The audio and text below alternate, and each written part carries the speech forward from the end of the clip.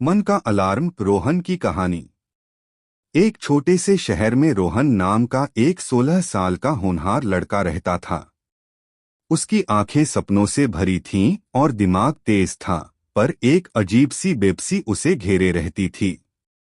आज भी जब वह इंग्लिश की मुश्किल शब्दावली याद करने बैठा, तो मन में दृढ़ निश्चय था कि आज तो पूरा अध्याय खत्म करके ही उठेगा। किताब खुली थी, उसकी पेंसिल हाथ में थी, पर तभी मेज पर रखे फोन की स्क्रीन एक पल को चमकी। बस 10 मिनट, मन ने फुसफुसाया। एक क्विक चेक, फिर पूरी एकाग्रता से पढ़ूंगा। रोहन के हाथ जैसे किसी अदृश्य चुंबक से खींचे फोन की ओर बढ़े। सोशल मीडिया की रंगीन दुनिया में वह कब खो गया, यह उसे पता ही नहीं चला।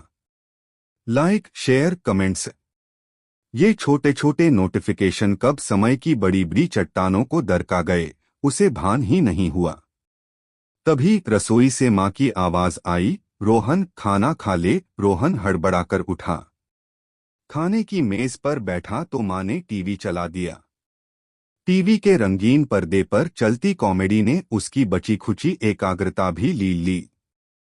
इंग्लिश के वे अनपढ़े पन्ने दिमाग के किसी कोने में दबे रह गए। खाना खत्म ही हुआ था कि दरवाजे पर दोस्तों की आवाजें गूंजी, चल रोहन, क्रिकेट खेलने चलें। रोहन एक पल को हिचकिचाया। लौटकर पढ़ लूंगा, उसने खुद को समझाया, और बिना सोचे समझे दोस्तों के साथ निकल पड़ा। सूरज ढलने लगा, आसमान नारंगी और बैंगनी रंगों में रंग गया, और खेल के मैदान में वक्त पंख लगाकर उड़ गया।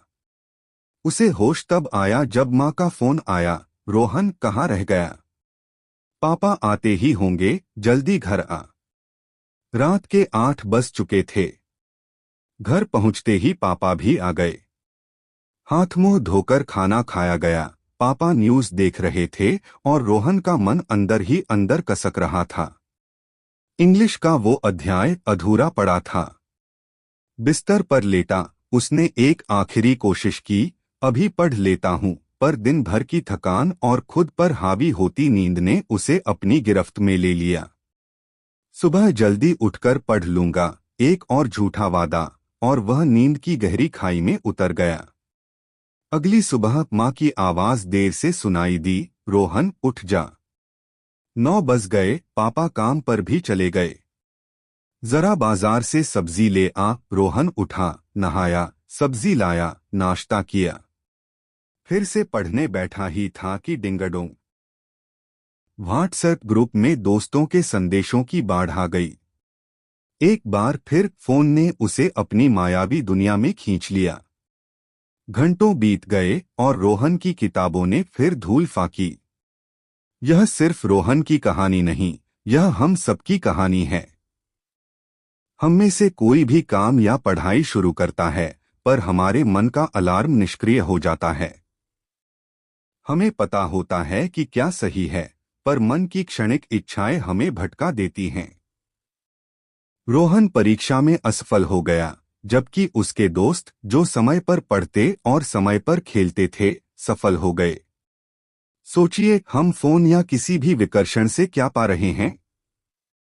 चंद पल की झूठी खुशी, कुछ ऐसी खबरें जो मन अशांत करें, या सिर्फ दूसरों की जिंदगी की झलकियां जो हमें अपनी जिंदगी से विमुख कर दें? क्या फोन में हिंसा, अश्लीलता या झूठी चमक देखकर हमें शांति मिलती है? नहीं, ये चीजें हमारे मन को और बेचैन करती हैं। और वो स्क्रीन पर दिखने वाली आदर्श जिंदगियां, रंगीन गाने, बारिश में नाचते जोड़े, क्या वे हमें अपनी असलियत से दूर नहीं कर देते? मुझे भी एक गर्लफ्रेंड बॉयफ्रेंड चाहिए, ये विचार कहाँ से आते हैं? इसी दिखावटी दुनिया से। पर याद रखिए, असल जिंदगी संघर्ष और मेहनत मांगती है। आज जो समय हम बर्बाद कर रहे हैं, कल को जब दूसरों को सफल होता देखेंगे और अपनी परिस्थितियों पर रोएंगे, तब एहसास होगा कि जब वक्त था, तब तो फोन चला रहा था। हमें अपने दिमाग के अलार्म को जगाना होगा। खुद से एक पल के लिए पूछिए, अभी इस फोन को देखकर मुझे क्या मिलेगा? कोई सच्ची खुशी या बस समय की बर्बादी? अगर कोई चीज आपको रोक रही है, चाहे वो सोशल मीडिया हो, खेल हो या टीवी, तो पहचानिए उसे। अगर फेसबुक या इंस्टाग्राम आपकी एकाग्रता भंग कर रहा है, तो उसे कुछ समय के लिए हटा दीजिए। क्या फेसबुक आईडी से आपको कोई सर्टिफिकेट मिलेगा? नहीं। अपने मन को बदलना, उसे काबू करना एक कला है। इसके लिए अपने दिमाग में एक अलार्म सेट करें, एक ऐसा अलार्म जो आपको हर बार तब जगाए जब आप भटकने लगें। यह अलार्म आपको सिर्फ फोन से दूर नहीं करेगा, बल्कि आपको आपकी प्राथमिकताओं की याद दिलाएगा। यह सिखाएगा कि पहले काम फिर आराम। खुद पर नियंत्रण पाना ही सच्ची आजादी है, और तभी आप अपनी कहानी के लेखक बन पाएंगे, एक सफल और संतुष्ट कहानी के।